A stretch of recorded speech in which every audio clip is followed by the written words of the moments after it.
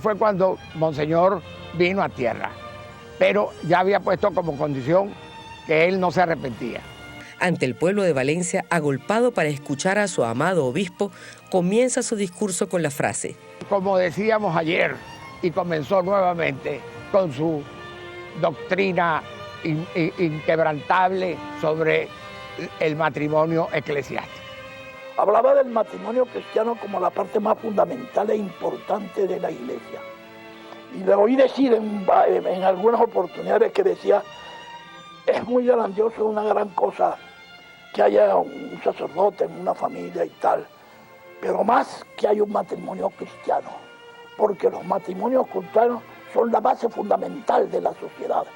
En el mes de marzo de 1934, lo llaman a presentarse ante el Papa en Roma. La ciudad entera sale a despedirlo. Lo recibió el Papa Pío XI, que era quien estaba mandando entonces, y le dieron la audiencia. Cuando él va a ver al Papa, se arrodilla para besarle el anillo. Y el Papa lo levantó y le dijo, no, un mártir no me besa el anillo, un mártir me abraza. Y le dio un abrazo. Y me decía, ese abrazo me pagó todo lo que yo había sufrido y lo que tendré que sufrir en mi vida. Porque que a uno le abrace el Papa, eso no tiene precio. Años después, Valencia recibiría un cofre de madera contenido de los huesos torturados y restos de un sayal endurecido por la sangre. Don Andrés, le tenemos unas malas noticias de Salvador. Murió Salvador, te hablo yo, sí, papachito. Aquel viejo, cuando terminó de hablar, le da la emoción, él usaba una barbita, le temblaba la barbita del impacto emocional. Entonces se pone de rodillas y llama a los demás de la familia así, Carmen, fulana, Flor, las muchachas de allá, vengan, vamos a rezar un Te Deum en acción de gracias, porque hemos sido indignamente escogidos para tener un mártir en la familia. Entonces, dale gracias a Dios porque le fusila un hijo. Esa entereza, esa fe profunda de ese viejo impactó tremendamente a mí, de mi abuelo, ¿no?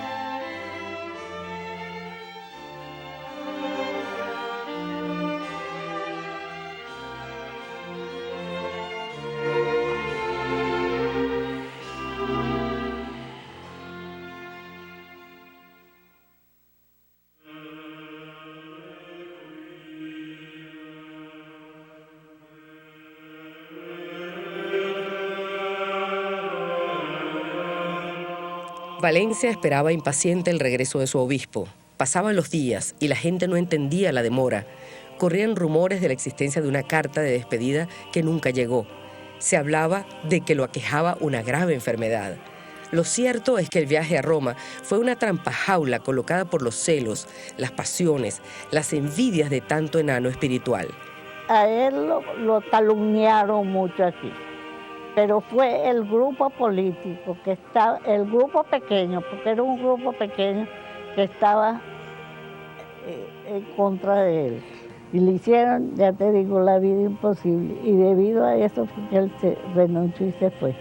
Nadie sabe a ciencia cierta qué fue lo que pasó, pero sin duda su firme posición en defensa del sacramento del matrimonio y su mensaje apostólico de libertad tuvieron mucho que ver en los terribles dolores espirituales que padeció y que solo engrandecieron su alma pura.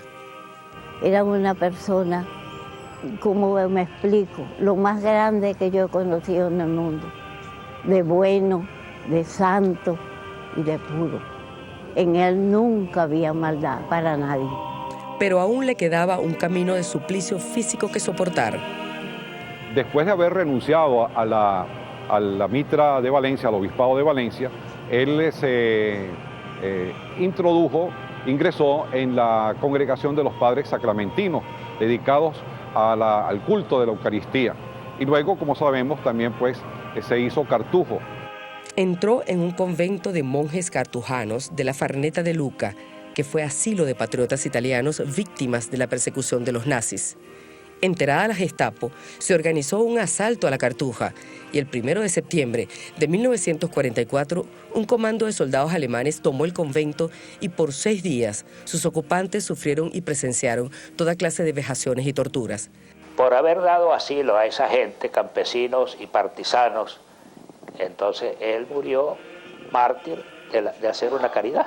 De modo que para mí es un santo ya, aunque la Iglesia todavía no lo ha canonizado, pero se está haciendo los pasos necesarios para iniciar el proceso de su beatificación primero y luego de su canonización.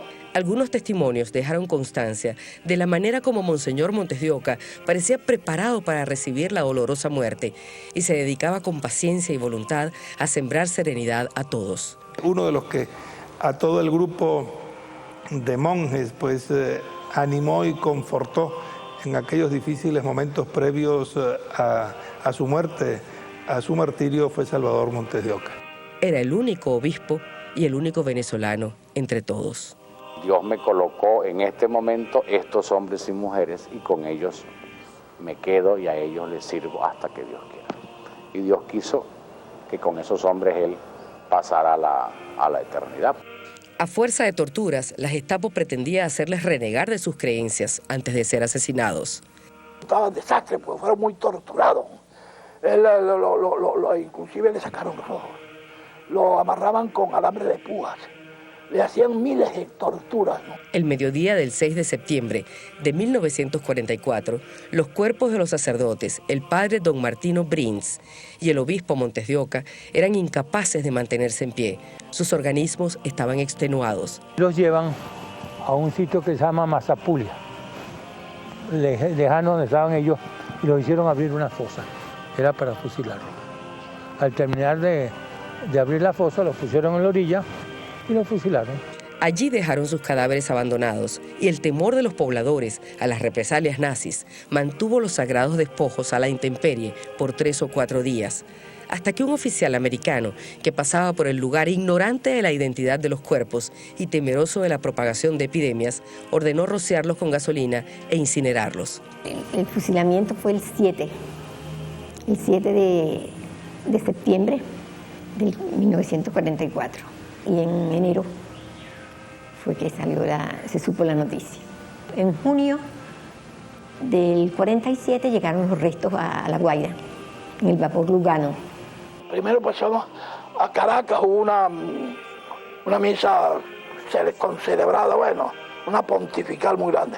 Bueno, a Valencia, mira, entre Maracay y Valencia, por ahí como cosa de 3 o 4 kilómetros antes de llegar a Valencia, ya no se podía andar en vehículo, tal era la multitud aclamando a Monseñor que lo recibía. Y de ahí fue procesionalmente en hombros de la gente del pueblo de Valencia hasta la Catedral de Valencia. Fue una manifestación grandiosa que le hicieron el pueblo de Valencia cuando él regresó. Al norte de Valencia tiene erigida Monseñor Montes de Oca una imponente estatua en el parque del mismo nombre. Esta plaza donde estamos, que es en una de las principales urbanizaciones de la ciudad, está dedicada a Monseñor Montes de Oca. Y esta plaza se hizo centavo a centavo. Todos los valencianos contribuyeron con 1 céntimo, con una locha, de manera que este es un homenaje de todo el pueblo carabobeño a su obispo mártir. Pero este, único venezolano conocido, víctima al mismo tiempo del despotismo gomecista y de la ferocidad nazifascista, obispo y mártir, nos legó la más impresionante lección de dignidad y recedumbre. Cuando era trasladado al destierro, se le anuncia la llegada de un alto personaje del gobierno que le dice: aquí le manda el general para que no pase trabajo en el destierro. Monseñor no tocó el paquete, sino que le dijo: devuélvase con su dinero y dígale que un obispo de la Iglesia Católica no recibe limosna de sus perseguidores. Un sacerdote ejemplar, un gran obispo de la Iglesia Católica, un mártir de la Iglesia de Venezuela, que por cumplir con su deber de venezolano, de sacerdote y de obispo, mereció la corona del martirio. Es un ejemplo de cómo se debe comportar un sacerdote, pero también es un ejemplo del valor que se debe tener frente a la tiranía y frente a la dictadura. Toda dictadura es mala, toda tiranía es terrible. Y un hombre debe tener el coraje que tuvo Monseñor Montes de Oca de enfrentarse a la tiranía y de enfrentarse a la dictadura sin importarle las consecuencias. Quizás la mejor flor que nosotros podemos ofrecer en el siglo XX como expresión no solo de una vida de entrega, sino que además va hasta el holocausto final, que es el martirio, es el de Salvador Montes de Oca. Esta es la biografía del obispo de Valencia. Esta es la vida, obra y milagros de San Salvador Montes de Oca, el caroreño.